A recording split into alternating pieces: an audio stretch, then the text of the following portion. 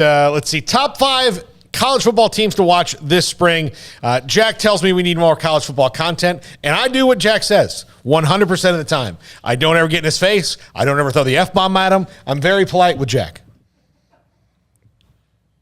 All right. It's true. It's true. So Jack suggested this. Number 5, and these are for varying reasons, Iowa State. Iowa State was as veteran-laden as they'd ever been, under Matt Campbell in 2021. Super seniors, all that ready to go. All those guys are gone now. What is this team coming back? And this will be the true measure if Matt Campbell is building something at Iowa State or he built something that is now going to have to be rebuilt. I'm very curious to see what their roster looks like, what their depth looks like coming out of this spring, and who you can expect to see at a lot of, Charlie Kohler gone. A lot of guys gone. They've got a couple back, but for the most part, that team that should have been contending for the Big 12 title last year is gone. Yeah, it is. I mean, they lost a lot. Yeah. They lost a lot. I don't know if they're, I don't know enough about their younger roster because I haven't had a reason to really take a look at it. I will throughout these next few months, but and then, obviously when spring ball starts up, I'll be paying pretty close attention to what everybody's doing. But yeah, just on paper, they're having to replace a lot off a 7-6 team, and that was not supposed to be a 7-6 team, like you said. That was supposed to be a 10, 11, 12 win team. Now, I know that there's some Iowa State fans out there, or even some media that no. See, that was or even their head coach. That was y'all's expectations. That was y'all's expectations. That wasn't our expectations. I still don't know what the expectation is, apparently, other than just having fun and singing Kumbaya. And I know I'm joking a little bit with Campbell's comments there, but, he basically said when he made his comments about, that was y'all's expectations. So what should Iowa State fans be expecting? Because if it's all these guys coming back for super senior years and 7-6 is not a big deal to you, well, I guess that's just the mentality. I don't think that's a winning mentality necessarily, but it's one that, a lot of fans are like, yeah, coach, that's right, that I saw. So I don't know. I don't know what their expectations are. I thought they'd have big ones last year and that it would be a disappointment if they didn't reach them, and then they spin controlled it and said, no, we're just glad everybody had fun. So, yeah, I have no idea what they're expecting this year. Yeah, that's a deflection. There was some pressure mounting, and he probably – maybe looking back at it, I don't know. He's pretty methodical. But, yeah, I remember that comment. That didn't make any sense to me either. Number 4, Cincinnati. Look, Desmond Ritter's gone, a couple other players. This is a team that reached the heights that group of 5 teams have been trying to reach forever. And they finally did it. Of course, they lost in spectacular fashion, but they were there. But Desmond Ritter's gone. How does Luke Fickell reload this team? I have no doubt that he will, but does it take a couple of years? Because again, much like Iowa State, although now to a higher level, this is a team that had been built over years with veteran presence. Those veterans are gone. What are the recruits like coming back that have built off of those that people know Cincinnati is now on the scene? Yeah, I mean, Ritter's a good player, but I don't think he's irreplaceable. No. I think they can find somebody who can do what he did. But, I mean, they should be a team that's not necessarily reloading and going back to the playoff right away, but certainly not taking a massive drop-off to where it was all just built for this one run, and then now guys leave, and, oh, my gosh, they're back down to the bottom of the barrel. They start with Arkansas this year, which that'll be a really interesting and intriguing game right out of the gates. And I think they also play Maryland in, week 3 maybe. I think it's Maryland, so that's another just kind of interesting game. But for sure, I know I'm for sure on Arkansas being the opener. But, yeah, I mean, the big news is Luke Fickell coming back. I mean, that's the massive news, and they're going to have to replace a lot. The downside to winning, and Alabama's learned this better than anybody the last few years, and yet they've handled it better than anybody the last few years, is you start winning, people want your people, and they want to pluck them away and promote them and all of that. And so, yeah, Cincinnati is probably going to get pecked a little bit and already have, but I think they've got a great thing going, and I expect them to be a strong team. Not a playoff team, of course, but definitely a strong team next year. Let me tell you what they did. They got speed. Those that left the NFL, they are. Yeah, they being a part of a conference like this will help them.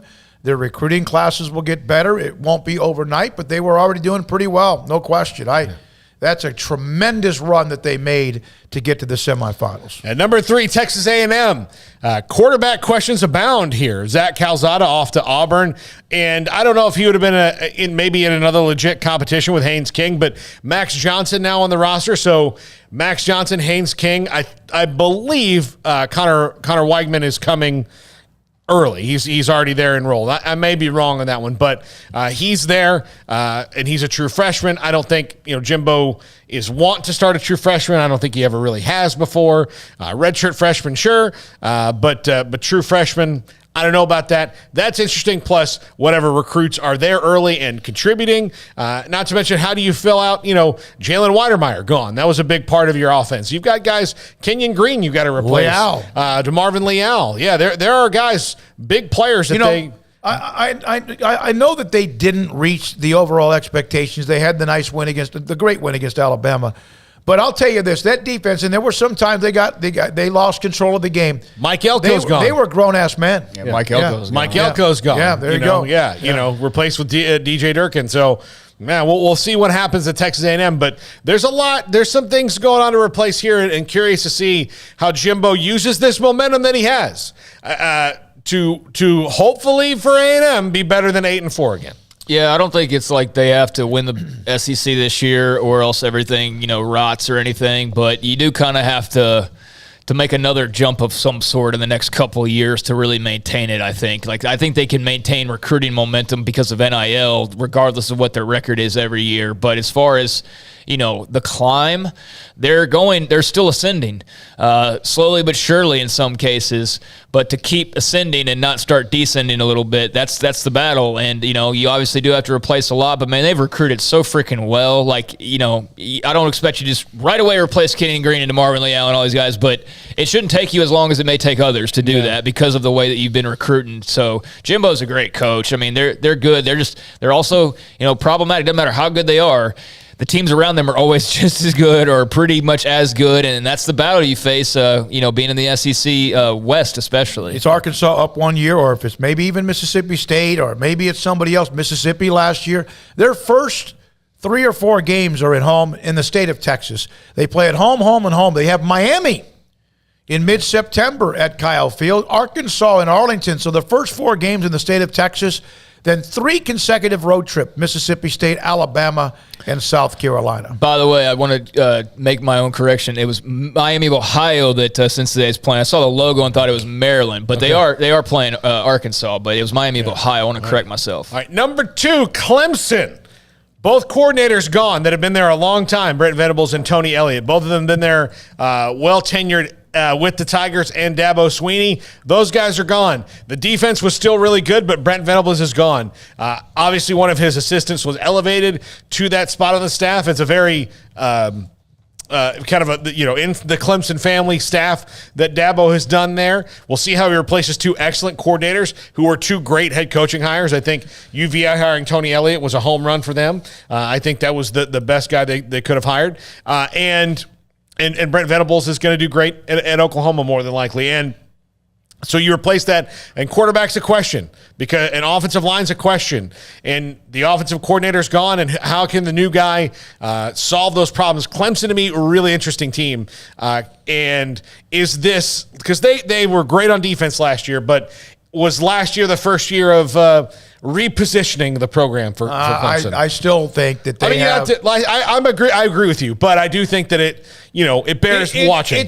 There's got to be a little anxiety. Mm-hmm. There's got to be anxiety, but I still think that they're built for the long haul. Although, man, when you slip, you could be in oblivion. I don't think that's the case, but you're right.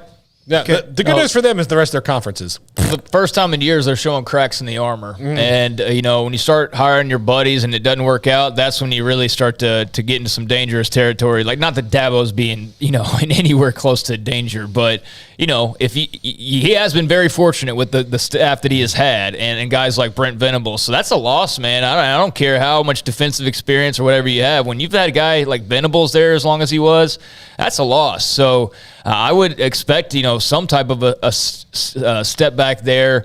I mean, Clemson's still going to be ultra talented, but there are questions. Like, there are actually legitimate questions and curiosity that's warranted of, okay, are they starting to lose a little bit of their steam? And they'll answer that question this season, but it's a valid question. They have won 10 games or more for 10 consecutive years. Oh, it's crazy run. Crazy run. 14-1, 14-1, 12-2, 15-0, 14-1. Yeah, but 10-2 and 10-3. And you're like, oh, yeah, exactly. Yeah, because you spoiled the hell.